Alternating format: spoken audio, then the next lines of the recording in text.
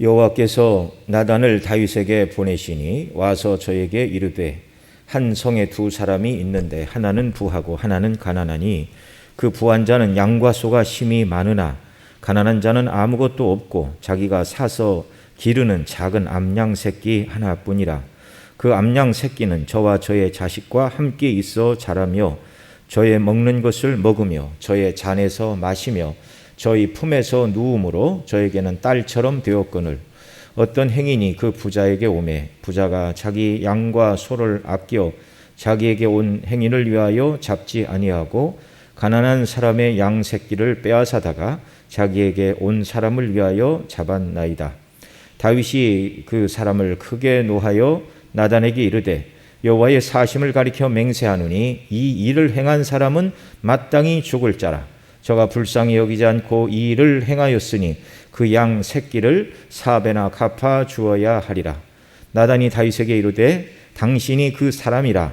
이스라엘의 하나님 여호와께서 이처럼 이르시기를 내가 너로 이스라엘의 왕을 삼기 위하여 내게 기름을 붓고 너를 사울의 손에서 구원하고 내 주인의 집을 내게 주고 내 주인의 처들을 내 품에 두고 이스라엘과 유다 족속을 내게 맡겼느니라.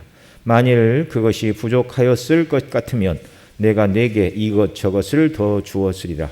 그러한데 어찌하여 내가 여호와의 말씀을 업신여기고 나 보기에 악을 행하였느뇨. 내가 칼로 햇사람 우리아를 죽이되 암몬 자손의 칼로 죽이고 그 철을 빼앗아 내 철을 삼았도다. 이제 내가 나를 업신여기고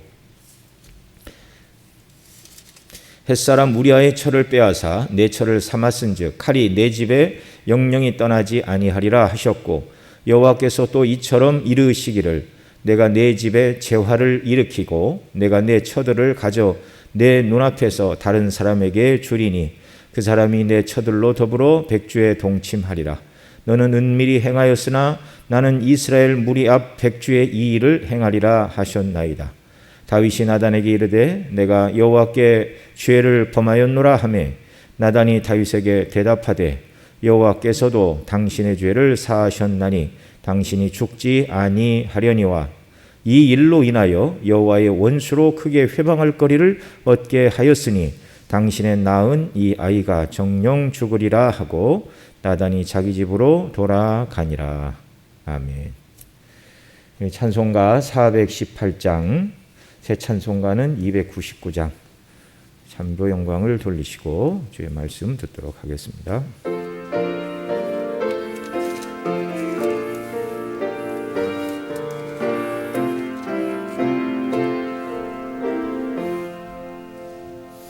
하나님 사랑은 완전한 참사랑 내 맘에 부어 주시사 충만케 하소서.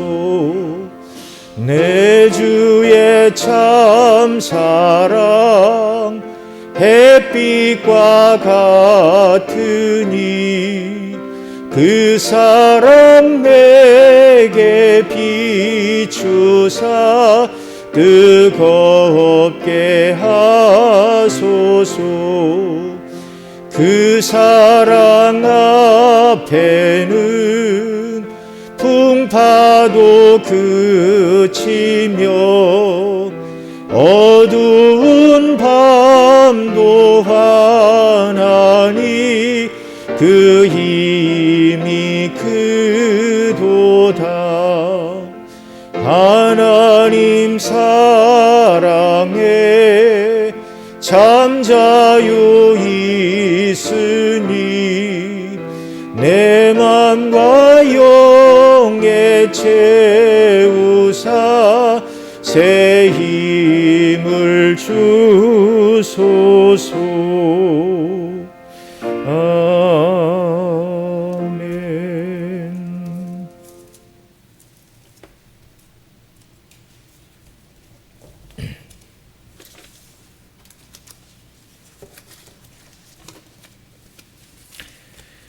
우리는 사울과 다윗의 차이점을 앞서도 여러 시간 살펴봤는데 사울은 하나님께서 은혜를 주시지 않은 자로서 자신의 욕심을 따라 행하다가 망한 자요, 다윗은 하나님의 은혜를 입은 자로서 하나님께서 붙들어 주심으로 그가 하나님을 신실히 섬길 수 있었고 수많은 전쟁의 위험과 수많은 죽음으로부터 건짐을 받았다는 것을 우리가 살펴보았습니다.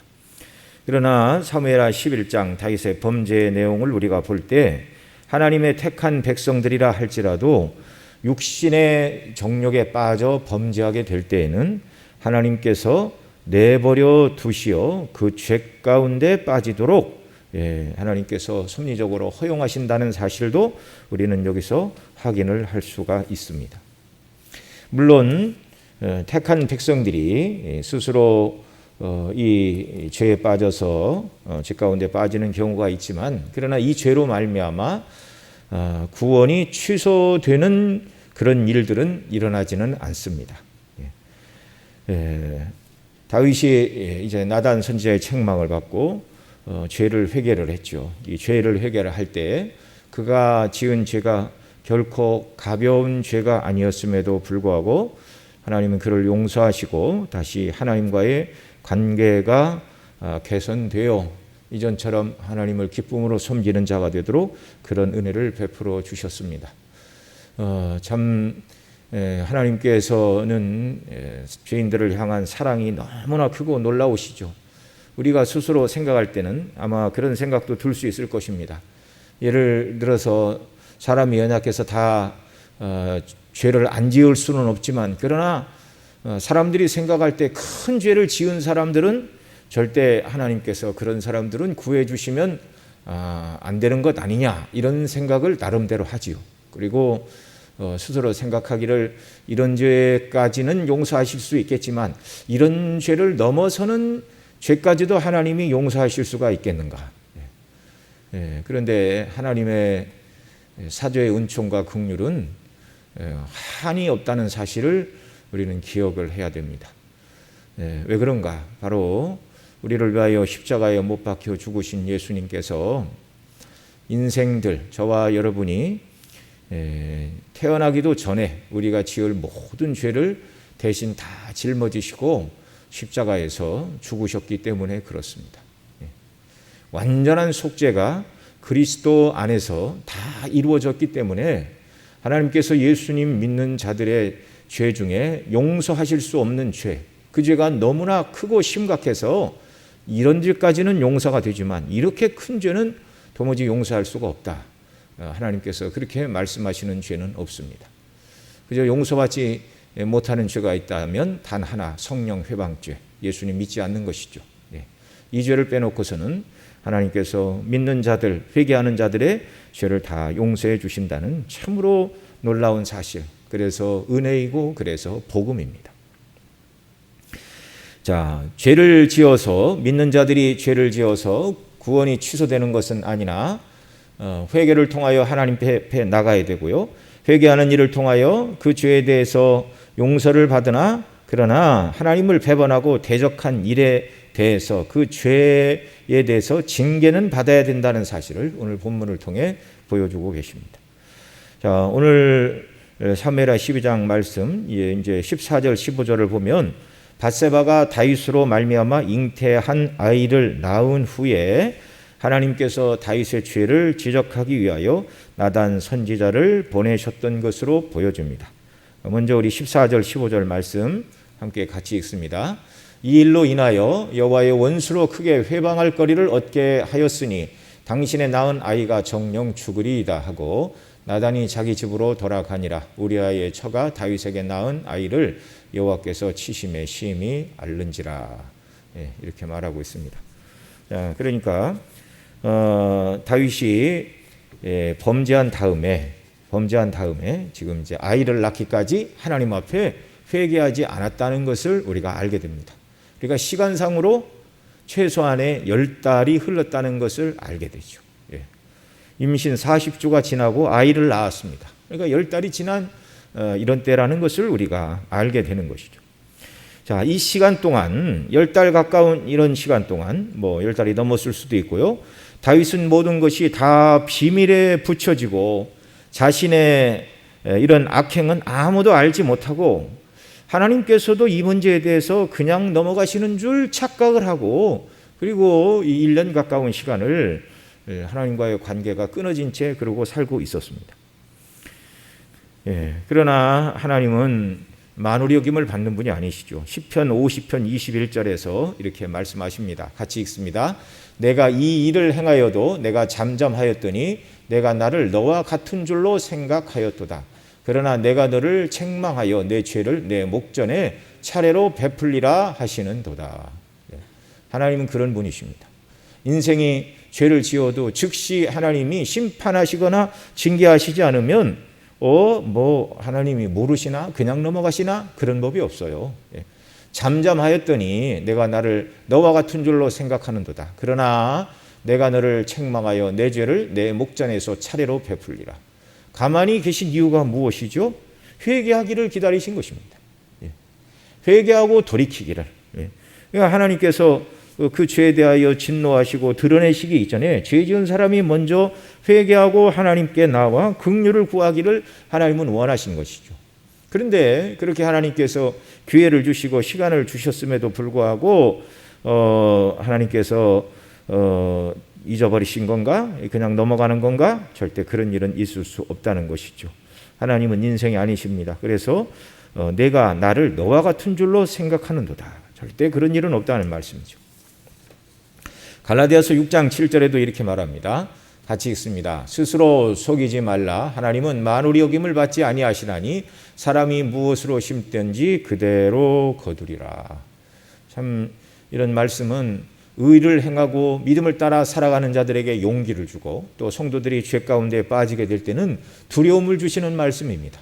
무엇으로 심든지 그대로 거두게 하신다는 이 하나님 역사의 주관자이시죠. 모든 것을 지으셨고 통치하시고 의를 행하는 자들에게는 은혜를 주시고 불의와 악을 행하는 자들은 징계하시고 그 불의에 대한 싹쓸 거두게 하심을 통하여 그 일이 얼마나 하나님을 거역하고 대적하고 악한 일인가를 하나님께서 보여주시는 것입니다. 자, 사람의 보기에는 다윗의 계획이 성공한 것 같았죠. 우리아를 전투에 내보내 죽게 함으로 말미암아 그리고 우리아가 죽자 우리아의 아내인 밧세바를 취하였고 모든 것이 순조롭게 잘 진행되는 것처럼 그렇게 보였습니다. 그러나 이 모든 일들은 하나님 보시기에는 악한 일이었습니다. 그래서 사무엘하 11장 27절 앞장 맨 마지막 부분에 이렇게 말했죠. 같이 읽습니다. 그 장사를 마침에 다윗이 보내어 저를 궁으로 데려오니 이 데려온 사람은 밧세바죠. 저가 그 처가 되어 아들을 낳으니라. 다윗의 소위가 여호와 보시기에 악하였더라. 이렇게 말씀합니다. 자, 하나님께서는 다윗이 죄를 짓고 회개하지 않고 버티고 있을 때 그 행동을 오래 두고 보시지 않으셨습니다.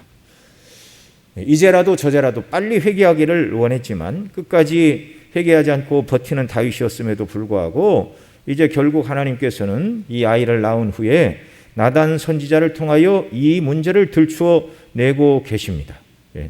이는 죄를 지은 다윗의 죄에 대한 징계를 하시는 것일 뿐만 아니라 또한 이 죄의 문제를 해결하시고 하나님께서 다윗을 다시 새롭게 세우시려는 긍휼과 은혜를 베푸시는 방편이기도 한 것입니다. 이게 참으로 놀라운 것이죠. 하나님께서 자녀로 저와 여러분을 받으셨기에 다윗을 자녀로 받으셨기에 그런 것이죠.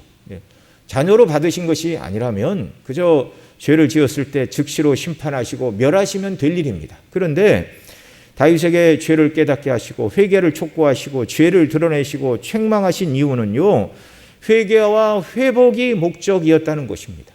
단순한 심판이 목적이 아니라 회개와 회복이 목적이었다는 것입니다. 그래서 은혜이죠. 그래서 다윗이 간음죄와 크게 살인죄, 그 이외에도 다른 5계명부터 10계명에 다 걸리는 죄였는데요. 크게 보면 간음죄와 살인죄를 범한 후 외적으로 사람들에게는 지탄을 받지 않고 모든 것이 다 숨겨지고 그냥 넘어가는구나. 완전 범죄를 꿈꾸었지만 그러나 범죄했을 때 그의 마음에는 평강은 없었습니다. 다윗이 이 범죄한 다음에 지은 시가 두 개죠. 하나는 시편 51편, 또 하나는 시편 32편인데 51편에서는 죄를 쏟아내고 통회할 때의 그 모습을 기록하고 있고, 시편 32편은 회개한 다음에 죄사함의 은혜를 주시는 그런 은총을 노래하고 있는 시가 시편 32편인데요. 시편 32편 3절에서 다윗이 이렇게 말합니다. 내가 토설치 아니할 때 종일 신음함으로 내 뼈가 쇠하였도다. 그러면서도 회개하지 않고 버티고 있었던 거예요. 그래 하나님께서는 긍휼히 여기사 그의 자녀된 다윗의 잘못을 징계를 하실 뿐만 아니라 바로 종일토록 신음하고 뼈가 쇠하는 그 자리에서 건져 내시기 위하여 선지자를 이제 다윗에게 보내셨다 그 말이죠. 네. 범죄한 후에 그의 심령은 양심의 가책으로 말미암아 심한 고통으로 짓눌림을 받았다 그 말이죠. 그 다음 4절 말씀 또 읽습니다. 주의 손이 주야로 나를 누르시오니 내 진액이 화하여 여름 가물의 마름같이 되었나이다. 네. 자신의 생명의 모든 진액이 말라 들어가는 경험을 했다 그 말이죠. 몸과 영혼이 큰 고통에 처했음을 드러내주는 말입니다. 그런데도 하나님의 사람 다윗이 이런 상태에서 거의 1년의 세월을 세월을 했다는 것입니다. 흘려보냈다는 것입니다. 왜 그렇죠? 자신의 죄를 드러내자니 감당해야 될 그런 그 뒷수습이 참 난감했던 것으로 그렇게 생각을 했던 것이죠. 자기의 죄를 인정하고 회개하고 이렇게 하자니 그동안 쌓아놓았던 모든 명성과 성과들이 허물어지는 것 같고, 모든 신하들과 백성들은 자기를 향하여 손가락질을 할 것 같고, 그래서 자기의 체면과 위신, 그동안 해왔던 모든 것들을 정말 지키기 위해서 다윗은 회개하지 않았던 것이죠. 심령의 눌림과 큰 고통과 뼈가 쇠하고 진액이 화하는 그런 고난과 고통에도 불구하고 회개하지 않고 1년에 가까운 시간을 그렇게 버티고 있었던 것이죠. 죄가 사람들 눈에는 숨겨져 있었을지 몰라도 결코 그 죄를 통해서 참된 행복과 기쁨을 누릴 수 없는 뼈저린 고통의 시간이었다는 말이죠. 이 점은 그가 나단의 책망을 듣고 회개한 시편 51편에 보면 더 분명하게 드러나는데, 11절로 12절 말씀 같이 읽습니다. 나를 주 앞에서 쫓아내지 마시며 주의 성신을 내게서 거두지 마소서. 주의 구원의 즐거움을 내게 회복시키시고 자원하는 심령을 주사 나를 붙드소서. 그렇게 회개하면서 기도했는데요. 정말 범죄하고 회개하지 않고 버티고 있던 그 1년 어간의 시간, 범죄 후에 그는 주님의 면전에서 쫓겨난 것 같았습니다. 성령의 감동은 다 사그러졌으며 과거에 충만했던 구원의 즐거움은 다 잃어버렸고, 하나님의 영광을 위해 기쁘게 헌신하던 자원하는 마음이 다 사그러졌다고 회개하며 하나님 앞에 호소하고 있습니다. 죄인이 죄를 짓고 회개하지 않는 한 하나님 앞에서 그 어떤 평화도 없다는 것을 분명하게 보여주시는 것이죠. 또한 하나님과의 복된 교제나 영적인 성장은 더더욱 기대하기 어려운 것입니다. 평화도 없고 복된 생명의 교제도 없고 영적인 성장은 없고, 그러니 인생이 죄를 지었으면 가장 빠른 길은 무엇이죠? 회개하는 것입니다. 신속히 회개하고 하나님의 은혜를 다시 간구하는 것, 그것만이 오직 범죄한 자에게 주어진 유일한 길입니다. 단 하나의 길입니다. 다윗이 1년 동안 회개하지 않고 버티고 있을 때 하나님은 블레셋을 동원하시거나 또 아니면 아직도 강성한 아람의 잔존 세력들, 또 그 밖에 다른 큰 나라를 통해서라도 다윗에 대한 그 악에 대한 진노를 하나님이 드러내실 수도 있으셨는데, 그런데 이번에는 그렇게 하지 않으시고 나단 선지자를 하나님이 보내셔서 그의 죄를 깨닫게 하시고 책망하고 계십니다. 진노 중에라도 긍휼을 잊지 않으신 것입니다. 하나님의 붙들어 주시는 은혜 때문에 의인은 넘어질지라도 아주 엎드러지지 않는다, 시편에서 그렇게 말씀을 하는데요. 이런 은혜가 다윗에게 허락이 되었습니다. 자, 회개해야 될 사람은 다윗이었습니다. 그런데 다윗이 회개하지 않을 때 하나님께서 선지자를 찾아 통해 다윗을 먼저 찾고 계시는 것입니다. 참 하나님의 사랑과 긍휼이 너무나 크죠. 하나님께서 선지자를 보내시기 전에 다윗이 먼저 하나님께 회개하거나 선지자를 찾거나 제사장에게 나아가 자기의 죄를 함께 말하며 속죄의 제사를 요청했어야 마땅한 일이었죠. 그러나 다윗은 여전히 죄를 회개하지 않고 자신의 명예와 평판을 잃어버릴까 봐 영혼의 기쁨과 즐거움을 상실하고도 회개하지 않고 버티고 있는 다윗에게 하나님은 그를 심판하고 멸망하시기 위하여 선지자를 대동하고 찾아오신 것이 아니라 회개하게 하시어서 다시금 하나님과의 생명의 교제, 구원의 기쁨과 성령의 감동, 그 모든 은혜를 회복시켜 주시기 위하여 하나님께서 먼저 찾아오셨습니다. 참 하나님의 은혜가 놀랍죠. 이런 일들은 성경에 보면 여러 차례 반복이 된 것을 우리가 알게 됩니다. 모세가 자기 백성을 구원하기 위하여 실패하고 미디안 광야로 떠났지요. 그리고 모세는 하나님과 이스라엘을 다 잊고 살려고 했습니다. 다 잊고 살려고 했습니다. 그런데 40년이 지난 어느 날 하나님은 여전히 모세를 잊지 않으셨다가 때가 되니 그를 찾아오셨습니다. 영광과 능력을 보여주시고 그를 출애굽의 지도자로 세우시고 회복시켜 주셨습니다. 엘리야는 갈멜산 꼭대기에서 바알의 선지자들 450명과 450대 1로 싸워서 이긴 후 악한 이 바알의 제사장들을 다 죽이고 그 다음에 이제 하나님께서 이 땅에 큰 부흥과 은혜를 주실 줄 알았는데 이세벨이 그를 죽이겠다는 협박을 받고 낙심하여 광야로 들어가 죽기를 청할 때 낙심한 그를 먼저 찾아오신 분도 우리 하나님이셨습니다. 자, 그러면 우리는 주님이 찾아오실 때까지 기다리면 되는 것인가? 그동안 당하게 될 고통과 은혜에서 끊어진 상태를 생각하면 절대로 그럴 수가 없는 것이죠. 우리가 연약하여 넘어진 때는 즉시로 하나님께 나아가고 죄를 회개하고 주의 도우심과 은혜를 구하며 주님과 생명의 교제의 단절에서 오는 고통을 당하지 않기를 소원해야 하는 것입니다. 여러분 이것이 지혜인 줄 믿습니다. 이것이 지혜인 줄 믿습니다. 범죄하지 않고 하나님이 기뻐하시고 원하시는 대로 온전히 순종하고 충성을 다하며 살아가면 더할 나위가 없죠.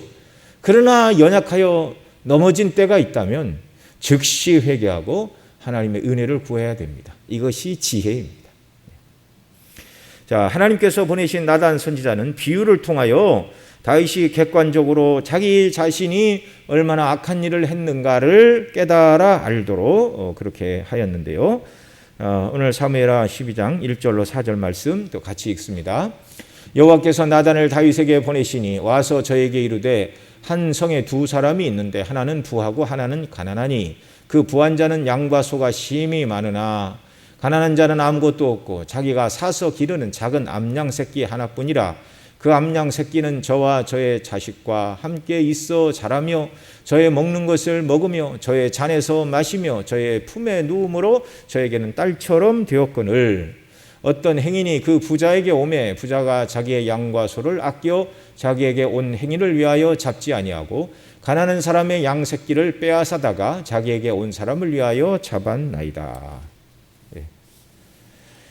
다윗의 행위가 이와 같다는 비유이죠. 자, 여기서 우리가 나단 선지자가 참 충성된 하나님의 종이요 또한 지혜로운 종이라는 것을 여기서 알게 되는데요.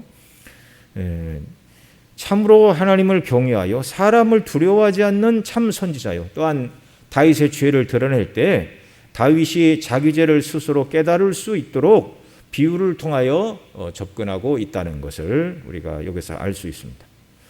자, 먼저 다윗에게 나아가 나단이 그의 죄를 지적하는 것은 그렇게 쉬운 일은 아니었습니다. 왜냐하면 다윗은 강력한 왕이었습니다. 이스라엘 역사 속에서 왕들이 듣기를 좋아하는 말만 옆에서 해주는 임금편의 선지자들이 많았습니다. 그들을 거짓 선지자, 또 다르게 말하면 어용 선지자 이렇게 말할 수 있어요. 어용이다 그 말이 임금 어자를 써서 임금님이 쓰신다라는 그런 뜻인데 권력자의 편에 서서 줏대 없이 행동하는 것을 낮잡아 이르는 말을 어용이다 그렇게 말합니다. 그러니까 통치권자의 비위와 입맛에 맞는 말만 골라서 해주는 선지자들, 이게 거짓 선지자요 어용 선지자입니다.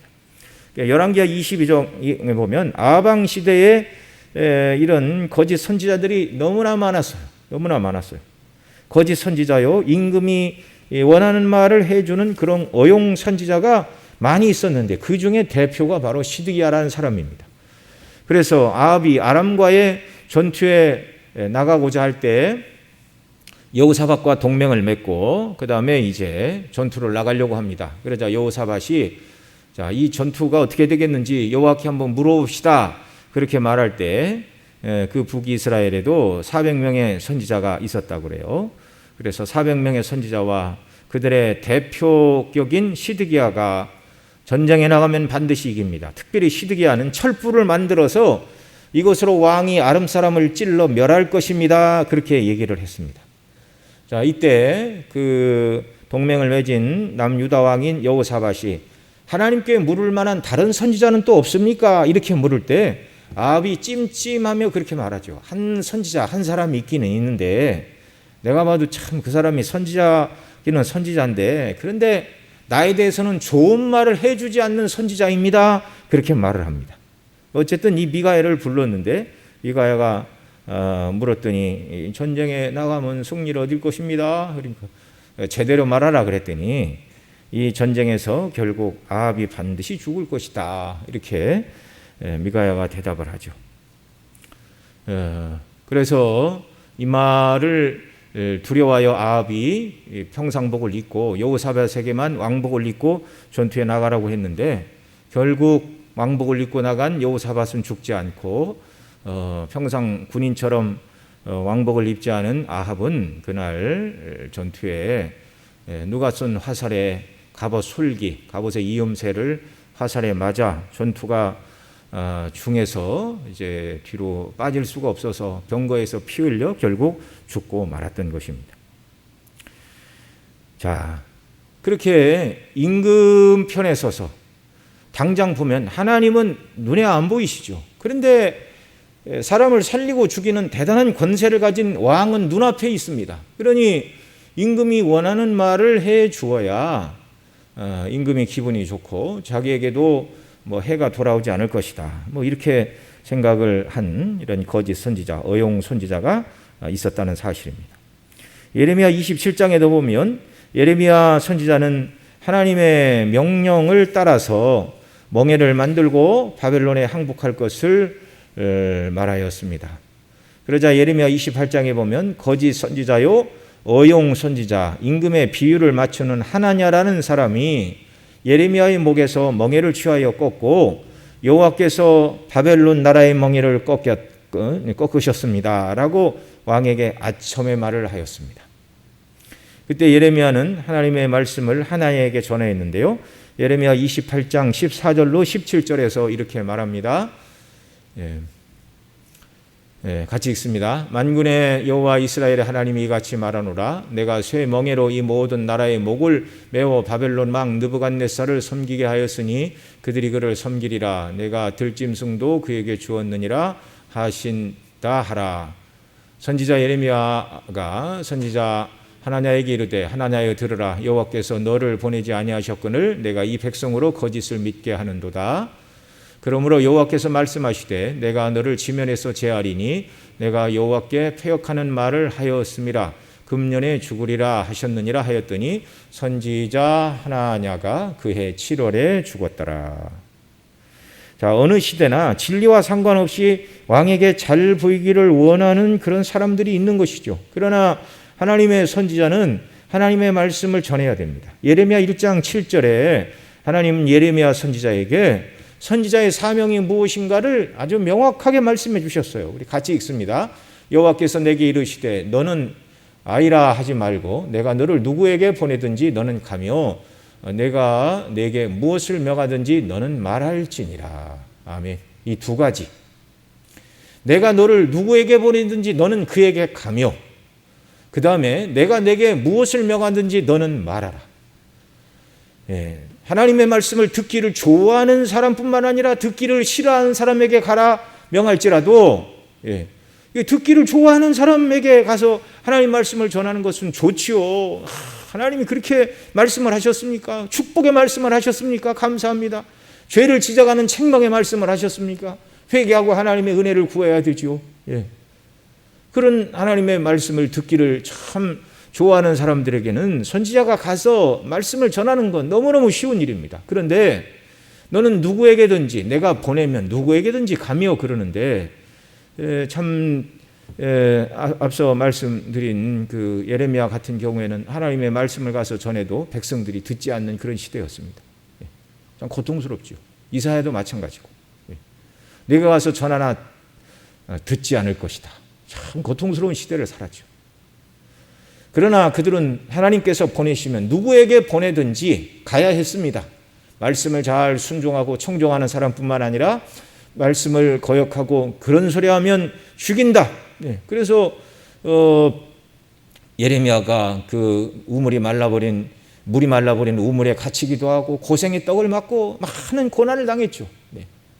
그 다음에 또 하나는 내가 네게 무엇을 명하든지 너는 말하라. 하나님께서 전하라고 하신 말씀대로만 전해야 됩니다. 그래야 어용이 되지 않는 것이죠. 그래야 어용이 되지 않는 것이죠. 자, 누구에게 보내든지 너는 가라. 무슨 말을 하든지 그대로 전하라. 이게 절대로 하나님을 경외하고 하나님만 바라보지 않으면 이게 쉬운 일이 아니었습니다. 자, 오늘 본문에 돌아와서 나단 선지자에게 하나님께서 지금 다윗에게 나아가 왕의 죄를 지적하라 이렇게 하나님 말씀하시는데요. 범죄하기 이전에 다윗에게 나아가는 길은 나단 선지자에게 있어서는 참 행복하고 기쁜 일이었습니다. 앞에 6장 7장에 보면 다윗이 나단 선지자를 불러서 내가 여호와를 위하여 전을 지으려고 하는데 그러자 참 나단이 마음이 흡족해서 왕의 원하는 대로 하십시오. 그리고 이제 왕 앞에 물러나왔는데 여호와의 말씀이 선지자에게 임하여 짓기는 짓되 다윗 너는 못 짓는다. 역대기에 보면 이제 그 사무엘에는 그런 말이 없지만 네가 피를 많이 흘려서 너는 안 되고 네 아들 때 지을 것이다. 이 말씀을 가지고 다시 돌아가 왕에게 말하자. 참 하나님께서 내가 무엇인데 이런 은혜를 주셨냐고 우리가 이미 다 앞에서 살펴봤습니다. 자, 그렇게 다윗이 하나님과의 생명과 교통과 은혜가 충만했을 때 이런 때 선지자가 다윗에게 가서 하나님의 말씀을 전하는 것은 너무너무 좋은 일이죠. 하나님이 그런 말씀을 하셨습니까? 너무 감사합니다. 영적으로 그냥 뭐 딱 맞는 것이죠. 그럼 A, B 그냥 탁탁 그냥 영적인 교통과 소통이 이루어지니 얼마나 왕을 만나는 것이 기쁘고 즐겁습니까? 왕과 신하의 관계가 아니라 성도와 성도가 함께 만나 교통하는 것처럼 참된 기쁨과 즐거움이 있었던 것이죠. 그런데 1년 가까이 간음죄와 살인죄를 짓고 회개하지 않고 있는 다윗에게 나단 선지자가 나아간다는 것은 그렇게 유쾌하고 즐거운 일이 아니었습니다. 잠언 20장 2절에 이렇게 말하죠. 같이 읽습니다. 왕의 진노는 사자의 부르짖음 같으니 그를 노하게 하는 것은 자기 생명을 해하는 것이니라. 왕의 면전에 나가 왕이 듣기 싫어하는 소리를 해야 한다. 이때는요, 이 정말 하나님이 시켜주시지 않으면 나는 죽을 수도 있다. 이 각오 아니면 못 나가는 겁니다. 하나님께서 사울을 버리시고 사무엘을 이새의 집에 보내실 때 이새의 집에 가라 그랬더니 제가 이새의 집에 가서 그 아들 중에 누구를 하나 기름을 부어 왕을 삼았다고 그러면 사울이 나를 죽일 겁니다. 그러자 하나님께서 제사를 지내러 간다고 그러라. 그리고 사무엘을 보내셨죠. 참 왕의 생각과 비위와 또 왕의 죄를 지적하고 정말 그를 책망해야 되는 임무를 맡고 왕 앞에 선다는 것은 결코 쉬운 일이 아니었습니다. 지금 다윗이 처한 상황은요, 너무너무 지금 많은 죄를 짓고 끝까지 버티고 있는 상태 아닙니까? 앞서도 말씀을 드렸지만 지금 다윗은 하나님의 율법을 어기고 우리아를 죽인 살인죄 6계명 위반입니다. 남편 있는 여인과 간음죄를 지었습니다. 7계명의 위반입니다. 남의 아내를 빼앗았습니다. 도둑질하지 말라는 8계명 위반이죠. 그 다음에 이웃의 집이나 아내를 탐내지 말라고 하신 10계명의 위반. 또한 진실을 토하지 않고 요압에게 우리아 편에 편지를 써서 마치 그가 죄가 있는 사람처럼 전방에 내보내 맞아 죽게 하라. 완전 범죄를 꿈꾸고 거짓말을 하고 있습니다. 거짓 증거하지 말라는 9계명의 위반. 지난 주일 오전에 살펴본 것처럼 부모를 공경하라는 말씀이 단순히 아랫사람이 윗사람에 대해서 존중하고 순종하고 이런 것뿐만 아니라 윗사람도 아랫사람에게 해야 될 일이 있다는 것을 우리가 살펴봤는데요. 왕은 자기 신하를 사랑하고 지키고 존중히 여기고 신의를 지켜야 되는데 다윗은 자신의 왕권을 이용하여 자기 신하를 죽이고 아내를 빼앗은 윗사람이 아랫사람에게 해야 될 의무를 다하지 않은 5계명의 위반. 자, 그러면 10계명 중에서 지금 제가 말씀드린 것 중에서 사람과 사람 사이의 계명이 5계명부터 10계명인데 다 걸렸습니다. 다 걸렸어요. 5계명, 6계명, 7계명, 8계명, 9계명, 10계명. 예, 사람과 사람 사이에서 지켜야 될 그 모든 계명을 지금 실제적으로 다윗은 다 어기고 하나님 앞에 범죄하고 1년 가까이 회개하지 않고 지금 버티고 있는 것입니다. 자신의 죄가 드러날까, 명성에 금이 갈까 노심초사하고 있습니다. 우리아를 죽이면서까지 자기의 명예를 지키고 싶었어요. 우리아가 죽자 그의 아내를 취하고 있는 이 모습은 절대로 그가 죄에서 돌이키지 않았다는 것을 보여주는 말씀이죠. 정말 다윗이 끝까지 완전 범죄를 꿈꾸었다면 죄를 지적하는 나단을 죽이면 끝이었습니다. 참 두려운 일이죠. 두려운 일이죠. 그런데 나단은 하나님의 명령을 쫓아 다윗에게 나아갑니다. 내가 너를 누구에게 보내든지 너는 가라. 하나님께서 선지자에게 명하시는 말씀이죠. 그는 두렵고 떨림이 있었지만 하나님의 말씀대로 해야 된다. 하나님이 책임지신다. 물론 다윗이 회개할 줄을 알았겠지만 그렇지 않는다 할지라도 모든 것을 다 하나님께 맡기고 순종하며 나가는 모습이죠. 둘째로 나단이 지혜로운 것은 다윗을 진심으로 염려한 선지자였는데 다윗에게 나아가 당신이 그러고도 왕입니까? 모를 줄 알았지요. 하나님 다 가르쳐 주셨습니다. 당신이 살인죄를 지었고 간음죄를 지었고 그것은 따지고 보면 5계명 위반이고 그 다음에 도둑질하지 말라는 8계명 위반이고 거짓 증거하지 말라는 9계명 위반이고 이웃을 탐하지 말라는 10계명 위반인 걸 그걸 몰랐습니까? 그렇게 직설적으로 다윗의 죄를 지적했더라면 다윗이 어떻게 나왔을지 모르죠. 그런데 이 지혜로운 선지자 나단은 그렇게 하지 않고 비유를 통하여 다윗이 스스로 자기 죄를 돌아보고 깨닫도록 그렇게 지금 말을 하고 있는 것이죠. 그것이 오늘 우리가 앞서 읽은 바로 사무엘하 12장 1절로 4절 부자가 가난한 자에게 있는 암양 새끼 하나를 빼앗아 손님에게 대접했다. 그걸 지금 이르는 말입니다.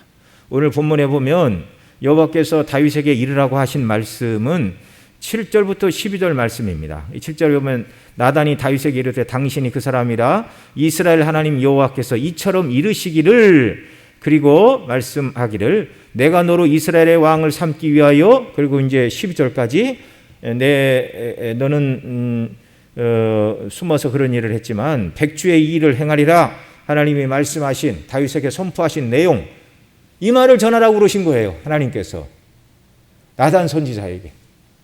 그런데 나단은 가서 다짜고짜 내가 너로 이스라엘 왕을 삼기 위하여 쭉 이렇게 말하면서 모든 것을 주었거늘 내가 나를 업신여기고 햇사람 우리아를 죽이고 그 철을 빼앗았으니 칼이 내 집에 영영 떠나지 아니하리라 이 두려운 심판과 책망을 먼저 말하지 않고 그로 하여금 자기가 하나님 앞에 어떤 죄를 지었는가 생각할 수 있도록 비유를 들어서 이렇게 말하고 있다라는 것이죠. 본론으로 나아가기 전에 나단은 다윗이 스스로 죄를 깨우칠 기회를 주고 있습니다. 그것이 바로 부자와 가난한 사람의 비유. 이 비유에 빗대어 나단은 다윗이 자기 죄를 깨닫기를 원했습니다. 처음부터 당신은 살인자요 간음죄를 지은 죄인이요 하나님의 계명을 다 어긴 악한 죄인이다. 이렇게 책망하기 전에 스스로 돌아보기를 원했죠. 그래서 이 나단의 지혜로운 비유의 말을 들은 다윗의 반응이 무엇입니까? 오늘 본문 5절 6절 같이 읽습니다. 다윗이 그 사람을 크게 노하여 나단에게 이르되 여호와의 사심을 가리켜 맹세하노니 이 일을 행한 사람은 마땅히 죽을 자라. 저가 불쌍히 여기지 않고 이 일을 행하였으니 그 양 새끼를 4배나 갚아 주어야 하리라. 이 순간 다윗은 자기의 죄에 대해서는 전혀 깨닫지 못하고 공의에 반하는 일이 자기의 왕국에서 일어났다 생각을 하고 지극히 흥분을 하고 있는 모습입니다. 여러분, 이게 연약한 인생이시죠. 흔히 내로남불 그러죠. 내가 하면 노맨스요, 남이 하면 불륜. 내가 죄를 지으면 이해할 수 있는 것이고 다른 사람이 죄를 지으면 절대로 할 수 없는 악한 일을 당한 나쁜 죄인이다. 이것이 죄에 빠진 인생의 모습입니다. 지금 선지자가 자기 죄를 지적하고 있는데 백성 중에서 공의에 반하는 행동을 하는 사람이 있다고 다윗은 흥분을 하고 있습니다. 자기 죄를 지적하고 있는데 이 일을 행할 자는 마땅히 죽을 자라. 죄인이다 그 말이죠. 양 한 마리 빼앗았다고 그 사람을 죽이기까지 하면 너무 처벌이 과한 것이죠. 마땅히 죽을 자라 그 말은 저가 죄인이다. 그리고 내린 판결이 무엇입니까? 저가 불쌍히 여기지 않고 이 일을 행하였으니 4배나 갚아주어야 하리라. 이게 다윗의 판결이었습니다.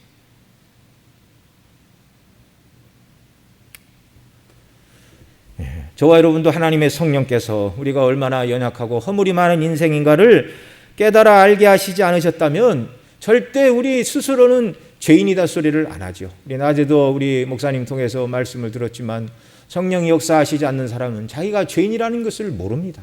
부인하고 거절합니다. 죄를 회개하라 그러면 기분 나빠합니다. 아니 내가 무슨 죄를 지었다고 나쁘고 죄인이래. 로마서 2장 1절에 이렇게 말하죠. 그러므로 남을 판단하는 사람아 물론 누구든지 내가 핑계치 못할 것은 남을 판단하는 것으로 내가 너를 정죄함이니 판단하는 내가 같은 일을 행함이니라. 하나님 앞에서 우리는 죄인이었습니다. 어떤 죄를 지었는지도 모르고 살아가던 죄인, 그 죄 가운데 먹고 마시다가 영원한 지옥 형벌을 향하여 그냥 달리기 선수가 마라톤 선수가 달려가는 것처럼 죄를 향하여 멸망을 향하여 계속 뛰어가던 저와 여러분들이었는데 하나님께서 그리스도 안에서 저와 여러분을 건져내시고 구원해내셨습니다. 참 하나님의 은혜를 입지 않으면 죄인이라는 것을 깨달을 수가 없어요. 마태복음 7장 3절로 5절에도 이렇게 말합니다. 같이 읽습니다. 어찌하여 형제의 눈 속에 있는 티는 보고 내 눈 속에 있는 들보는 깨닫지 못하느냐. 보라 내 눈 속에 들보가 있는데 어찌하여 형제에게 말하기를 나로 내 눈 속에 있는 티를 빼게 하라 하겠느냐. 외식하는 자여 먼저 내 눈 속에서 들보를 빼어라. 그 후에야 밝히 보고 형제의 눈 속에서 티를 빼리라. 지금 다윗은 남의 허물을 보았지만 자기의 죄를 보지 못하고 있는 모습인데요. 저와 여러분도 얼마든지 그럴 수 있다는 것입니다.